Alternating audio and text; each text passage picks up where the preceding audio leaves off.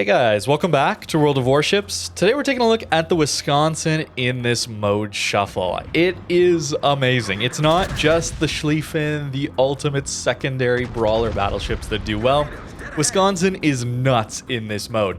When people are very close to you, Wisconsin, with its accuracy, can almost guarantee 8 or 9 shell hits at these closer ranges, which means you charge these combat instructions, which again give you your consumables back almost instantly, as well as giving you a reload booster. You get it a lot, and you can spam out a ton of very accurate salvos at people. Wisconsin's also relatively well concealed, so there are times where we can go dark. Not always, since I'm going to be pushing. It's a bit of a greedy build as well. You might see Furious, as well as the secondary range reload buff. I'm not taking secondary accuracy. I'm maxing out my secondary range just so that I can still have decent accuracy and that amazing secondary reload perks. So very brawler Wisconsin, tons of fun. Wisconsin also just has a ridiculously low underwater citadel, so we're not going to be taking citadels at this range. Although I found out at 12 kilometers this thing can take citadels somehow. Not sure how that's exactly possible given the height of this citadel, but you will see a little bit of that later. Schlieffen, though, very dangerous target to deal with, as we know from last week. The key here is going to be angling in such a way the Schlieffen secondaries won't be hitting your bow, at least at close ranges. The Schlieffen secondaries will pen 32 millimeters of armor. The larger 150 ones will pen your 38 mil deck and upper belt. But at this angle, if any of his shells land on my deck armor or my upper belt armor, they're going to shatter, at least out of the 105s. So this angle is a little bit tankier against Schlieffen secondaries. Not by a ton, since you have such a massive superstructure a lot of the time. But at really close ranges, especially when all the secondaries are just going to be hitting your hull, that's where you really don't want to be bow or stern on towards them. We also have to worry about torpedoes, so taking some risk here. The torps will take a little while for the Schlieffen torps to get here, but we'll wait for him to get a little greedy for them or his guns and try and get a nice slap into him. 24k, no citadel even. That's just the accuracy, man.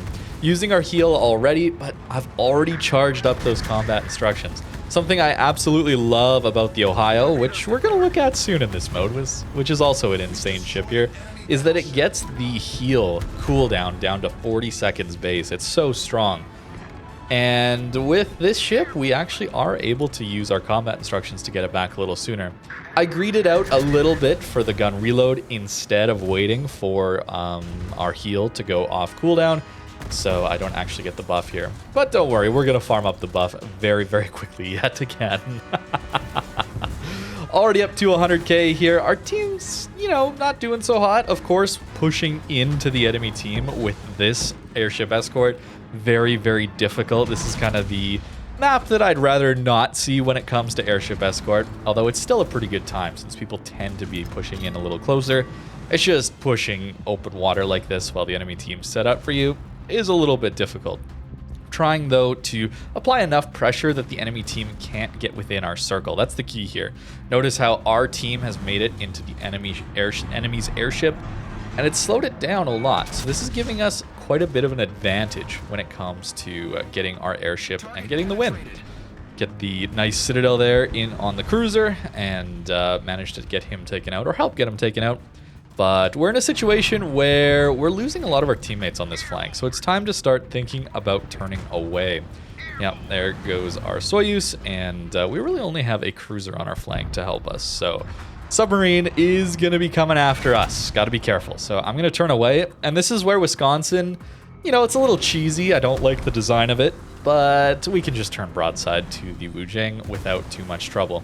The Monty I'm a little more scared of, and that's why I tried to time this turn for when he was on his reload. He had shot at me already, but we're just chilling flat broadside to the Wujing, and I don't think he's going to do very much damage. It's an Alsace, by the way. It's a French tier 9 battleship. Not necessarily the best guns out of that ship, and I think most of that damage was actually Monty shells. Have to turn away now the submarine torpedoes. I actually waited a little bit longer to turn away from the Monty there, but the same idea still applies, right? Wait for him to shoot and then expose broadside. But you'll notice that mistake I made, I didn't get punished for it, but I was caught in front of an island. I always got to bring this up whenever I make the mistake.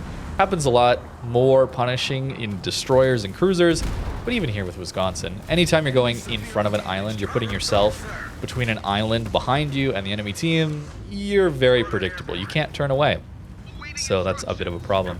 I'll use the combat instructions, use the plane to get a little better angle. Combat instructions to get our reload down enough that we get the Monty shot. Boom! 60k! Just like that. That's the power of Wisconsin not having a Citadel at close range and Monty having a waterline one. This is something I'm trying. I don't know if this actually helps or not, but I am trying to use my spotter plane and then go into the more overhead view whenever I have a more close range or any salvo I want a little more guaranteed damage out of my battleship at these closer ranges.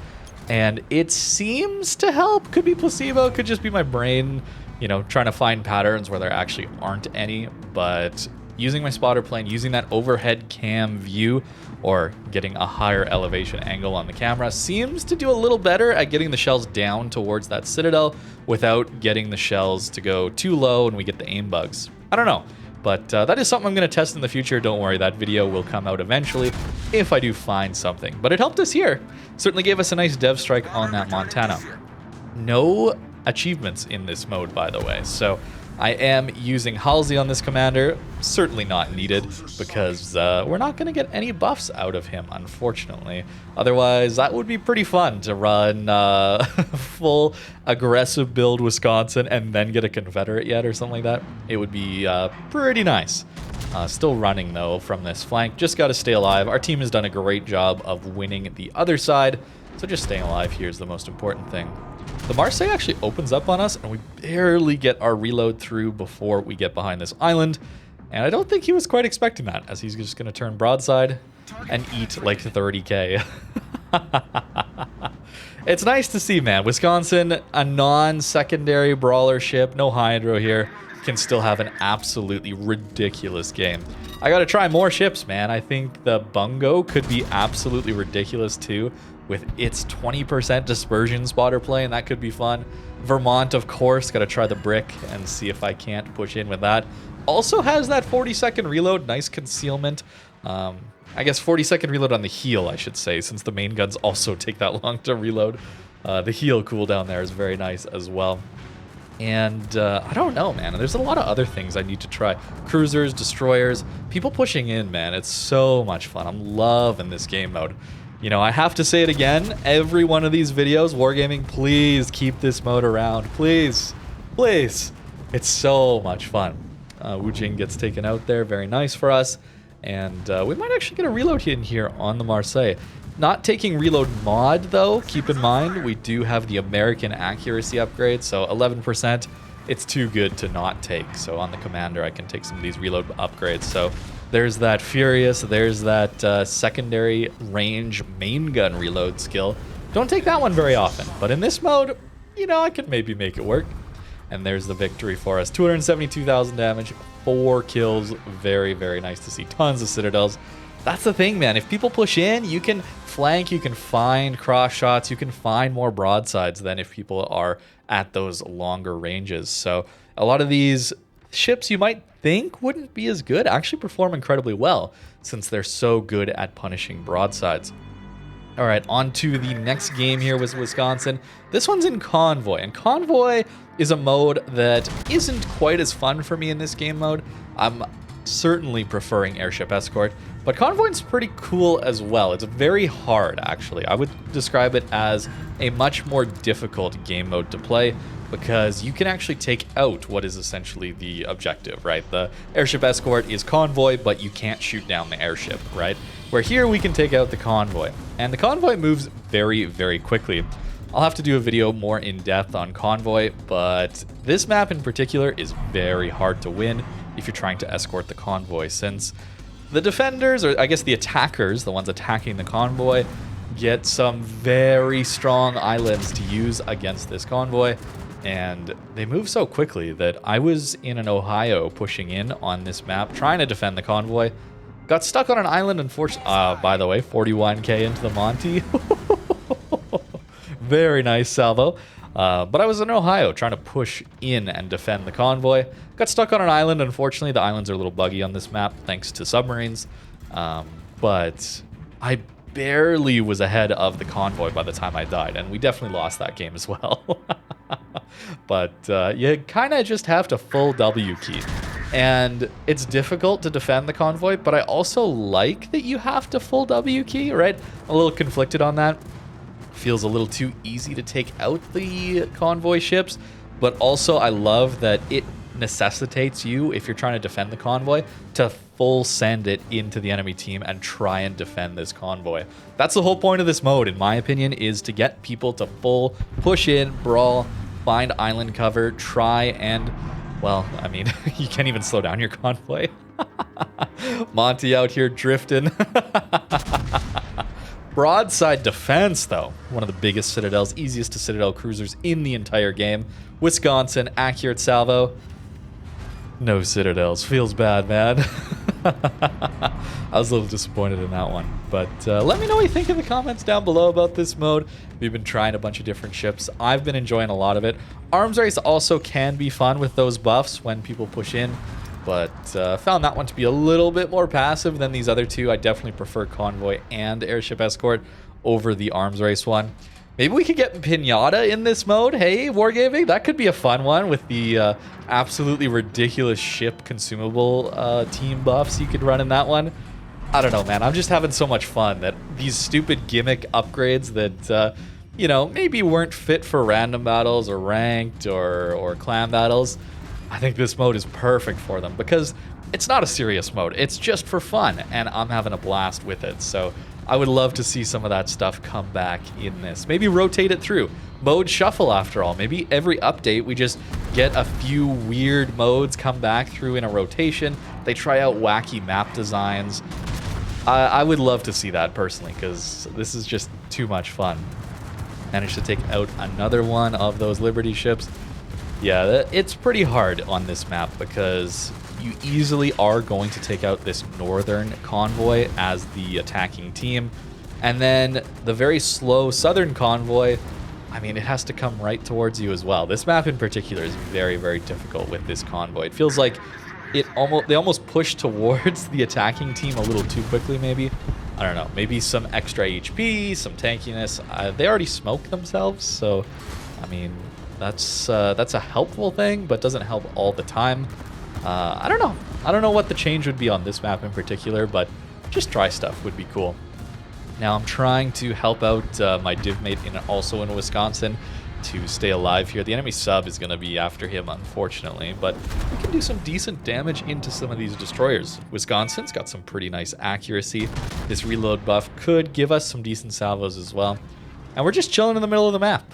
This team is a very good team, though. And that's going to be 7 shell hits on a Ragnar.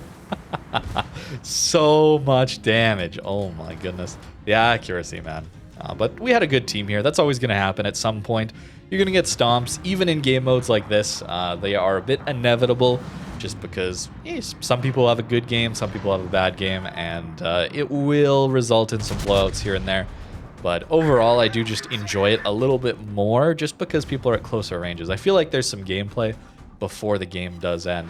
Only 2 hits on that one, unfortunately. A little different from the last salvo. And here we go. Wisconsin, 12 kilometers away. Can we citadel it?